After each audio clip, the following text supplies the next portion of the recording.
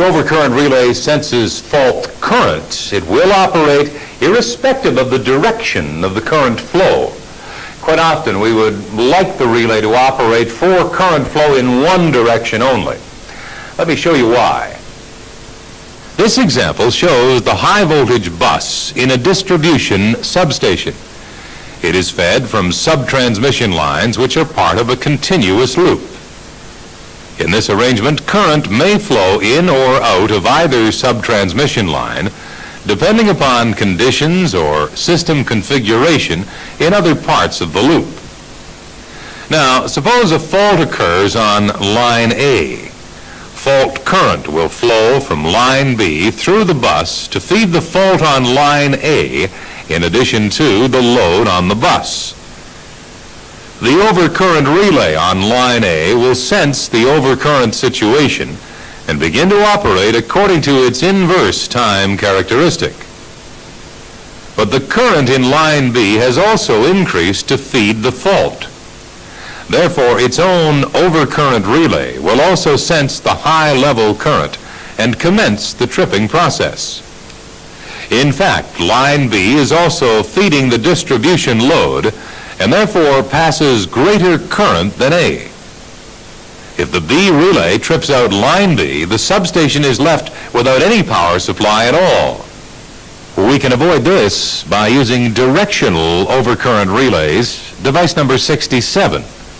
Now, with a line A fault, the directional element blocks the overcurrent relay on line B from tripping when current flow is into the bus, but it will allow operation of overcurrent relay A to trip when current flow is out of the bus.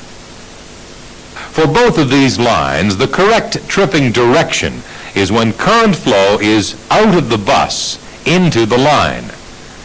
In the case of a bus fault, current will flow into the bus from both feeders. Then both overcurrent relays will be blocked from operation by their respective directional relays. The fault would be cleared by other protection relays tripping out the same breakers, a clear case of zone overlap. The directional element controls tripping by superimposing its operation on that of the overcurrent relay. You will remember that the time overcurrent relay is fitted with a shorted shading coil on one leg of the electromagnet. This is to provide the driving force.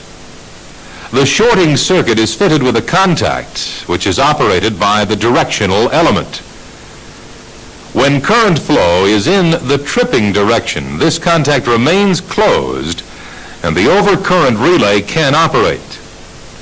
However, if current flow reverses, then the directional element opens the contact, so preventing operation of the time overcurrent relay. Similarly, the directional element also operates a contact in the instantaneous relay tripping circuit to allow tripping only when current flow is in the designated tripping direction. There are several different types of directional relay, but they all work on the principle of comparing the direction of current flow with some fixed reference, which may be voltage or current. To be more precise, it is usual to compare the phase angle of the current in relation to that of the reference. The important point is that the polarity of the reference quantity, be it voltage or current, must not change even under different fault conditions. For example, if current is used as the polarizing quantity, it can be obtained from a CT located in the grounded neutral of a Y-connected transformer. In this simple arrangement, the directional element receives reference voltage from the VT on the bus. Current is measured by the CT in the protected line. In normal operation, the phase angle of the current may be up to, say, 20 degrees lag. But if the direction of current flow reverses, then the phase angle will change by 180 degrees.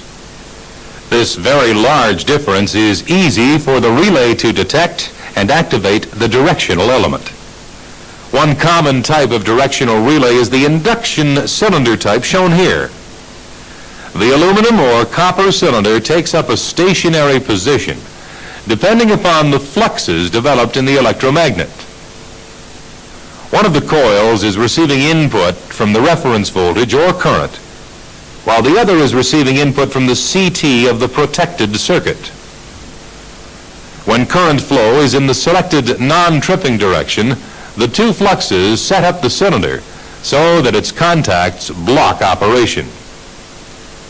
Now, if the flow of primary current reverses, then the aluminum cylinder will immediately take up a new position. Its contacts will now allow rotation of the time over current disk, and the relay can operate. It will also close the permissive contact in the instantaneous relay tripping circuit. This constitutes directional control of the overcurrent relay. Of course, there are various other methods for achieving the same result, but the concept is the same. When current flows in the tripping direction, the directional element allows the overcurrent relay to operate. When current flows in the opposite direction, that is the non-tripping direction, then the directional relay will prevent operation of the overcurrent relays, both time overcurrent and instantaneous. Obviously, the actual tripping and blocking directions can be reversed by simply changing the polarity of the connections. In this particular relay that we've been looking at, the instantaneous overcurrent element is of a different type to that discussed in the previous segment. It works on the induction cup principle and is in fact quite similar to the directional unit. The secondary current from the CT is passed through these electromagnetic windings. A capacitor is wired into the circuit of one of the coils so as to provide a phase difference between the two fluxes and in turn produce turning motion on the cylinder. The spring restrains movement of the cylinder. However, as soon as the current flowing through the coils increases above the set pickup value, then the induction cylinder will rotate and close its trip contacts. In this unit, only a few millimeters of rotation are required so that the tripping times are extremely short, about 20 milliseconds. Clearly, the directional element plays a very important part in coordination and selectivity of the system protection schemes. We'll be talking a lot more about application of these relays in future tapes. For now, time for a break. Please switch off the tape and review this material in your workbook.